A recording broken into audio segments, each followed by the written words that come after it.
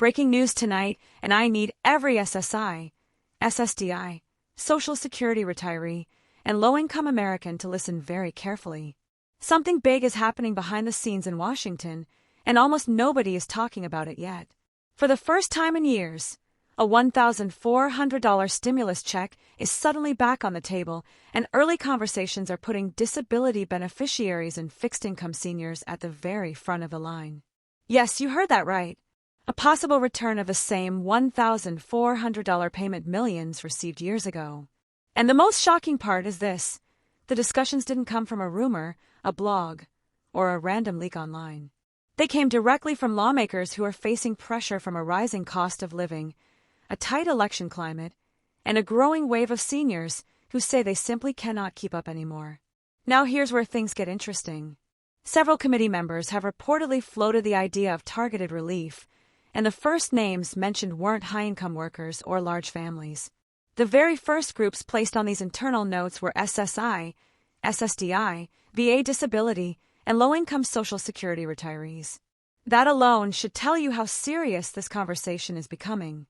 But before we go any further, I want you to think about the last time this happened. The last time a relief check went out, millions of households used it to catch up on rent, buy medication, fix old cars, and survive one more month of rising prices. It wasn't just money. For many people, it was a moment of breathing room in a year full of struggle. And now, that same type of relief may be circling back, only this time the focus is even narrower, even more urgent, and potentially coming much faster than expected. So the big question right now is simple: why is this happening again? What changed? Who started this conversation? And why did SSI and SSDI get pulled to the top of the list almost immediately? That is exactly what we're going to break down. Because the truth is, something triggered this behind closed doors. Something pushed lawmakers to reopen a door that most experts thought was permanently shut. And once you understand what happened, the entire picture will make a lot more sense. Now stay with me, because you're going to hear the exact context, the names being whispered, and the timeline that could determine whether this $1,400 relief check actually moves forward or disappears again. What happens next might surprise you. So let's talk about what actually sparked this sudden return of the $1,400 conversation.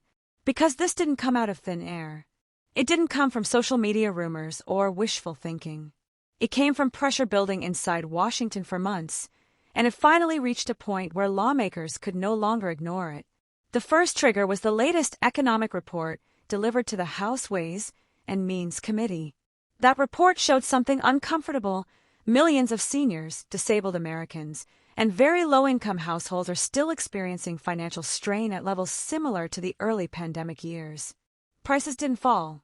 They simply slowed down. And slowing down is not the same as going down.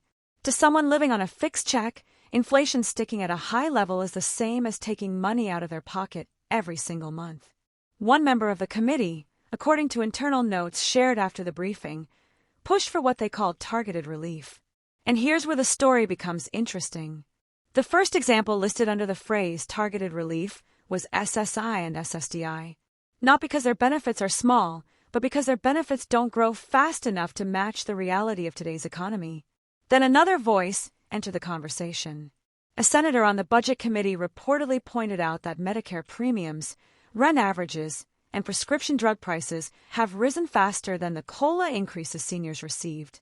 In simple terms, he said the math no longer works for millions of Americans. And when the math doesn't work, people fall behind. That comment was followed by a discussion about possible relief tools. One option was temporary assistance through credits. Another was direct payment relief. And then, someone mentioned the number people recognize instantly, $1,400. It wasn't chosen randomly. It was mentioned because the infrastructure to distribute that exact amount already exists. The IRS has the system. SSA has the recipient lists. The process is familiar, and that makes it far easier to restart compared to designing an entirely new program. Now, I want you to pay close attention here, because this part matters. There are only two groups in the entire country whose information is updated, verified, and ready for instant distribution: Social Security recipients and VA disability recipients. That is why their names came up first. That is why the idea resurfaced with so much momentum. Because if lawmakers decide to move forward, these are the groups who could receive help the fastest. But this conversation didn't stop with one meeting. After the report, 3 separate discussions took place across different committees. The Joint Economic Committee, the Senate Budget Committee, and a small policy group advising on senior poverty rates all brought up the same point. The cost of living is not easing for the people who depend most on federal benefits. And here's the twist. When the data was presented about how much seniors and disabled Americans are falling behind compared to 2019 levels, a staff report included a bold sentence at the bottom. It said, relief targeted at fixed-income households could have immediate and stabilizing impact. That single line is what many insiders believe reopened the door to the stimulus debate. So now the attention shifts to what comes next. Budget season is approaching. Negotiations are already underway. And there are at least 2 procedural pathways that could bring a new round of payments to the table, one through a budget reconciliation discussion, and another through an emergency assistance clause that can bypass the usual delays. And here's something even more surprising. Some insiders say that this time, relief doesn't need to go to everyone. A smaller, targeted group makes approval easier. That means SSI, SSDI, seniors, low-income retirees, and VA disability beneficiaries could become the core of a new relief package. But before you get too excited, you need to understand exactly how this would affect you, what the payment order could look like, and what criteria might actually matter. Now let's get into what this actually means for you. Because this is the part where everything becomes real. If the $1,400 payment moves forward, the first question people ask is the same one you're probably asking right now: who gets it first? Based on every internal note, every committee discussion, and every pathway that's been mentioned so far, the answer remains consistent. SSI, SSDI, VA disability, and low-income seniors are at the very top of the priority list. And there's a simple reason for that. These are the groups whose income levels are already verified by the government. Their payment systems run every month without interruption. And their identities, bank accounts, and eligibility records are already locked into the Social Security Administration system. That means if lawmakers approve anything, even on short notice, these groups can receive the payments within days, not weeks. The infrastructure is already built. The IRS can coordinate with SSA instantly. The databases are ready. And because of that, this entire group becomes the fastest and easiest to help. But now let's talk about the part that matters even more: what the criteria could look like. In previous stimulus rounds, income caps were broad and included nearly everyone. But this time, everything being discussed is focused, narrow, and specifically designed for households who need help the most. That means the eligibility line is likely to center around fixed-income households below a certain annual threshold. For SSI and SSDI, that's automatic. For seniors living on low Social Security benefits, many fall below that threshold as well. If you receive SSI, you already meet nearly every requirement in the targeted relief models being drafted. If you receive SSDI, your eligibility is also straightforward, especially if your income comes primarily from disability benefits. If you receive Social Security retirement and your monthly amount is modest, you also fall into the group lawmakers are concentrating on. So what about the order of payments? If the relief becomes official, the first wave would go to people who receive their benefits through direct deposit. That's the fastest system. The second wave would go to Direct Express cardholders, since the system that delivered past stimulus checks through Direct Express still exists. And the final wave would reach people who still use paper checks or have address changes pending. Now imagine what a difference this could make for someone living on less than $1,200 a month. A $1,400 boost could cover rent, groceries, utility bills, medication, or even debt that's been piling up. And for some people, that single check could be the only chance to catch up before the next wave of price increases. But I want you to picture something even more powerful. Think about a senior who has been splitting pills because prescriptions cost too much. Think about a disabled parent choosing between an electric bill and groceries for the week. Think about someone living alone, staring at the same overdue notices every month, wondering how long they can keep going. For people in these situations, one targeted payment isn't just money. It's relief. It's breathing room. It's a moment to reset after months of stress. And this is exactly why the $1,400 figure keeps coming up. It's not random. It's not symbolic. It's the number that analysts say creates the fastest economic stabilization for people living on fixed incomes. It's big enough to matter. It's small enough to be justified. And it's familiar enough that the distribution machinery can be activated immediately. Now here's the part that might surprise you. Some insiders believe that if this payment is approved, it could arrive much sooner than people expect.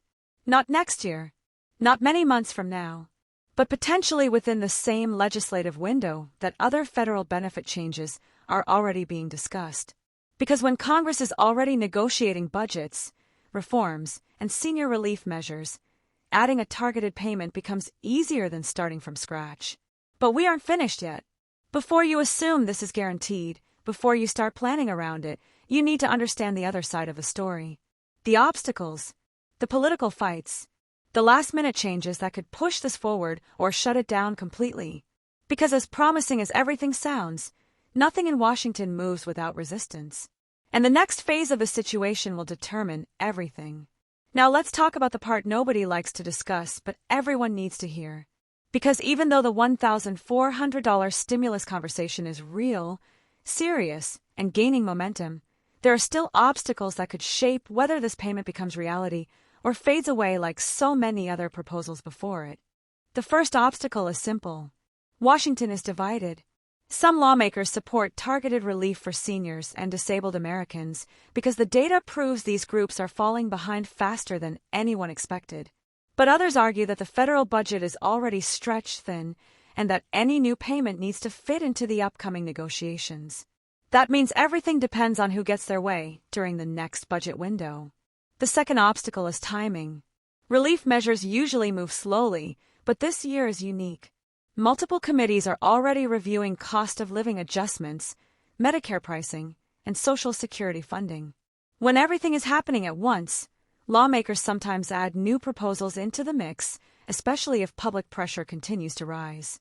But it also means that any disagreement can delay the entire process. The third obstacle is public confusion. As soon as talk of a possible payment starts, misinformation begins spreading online. That leads many people to believe the payment is already approved when it isn't.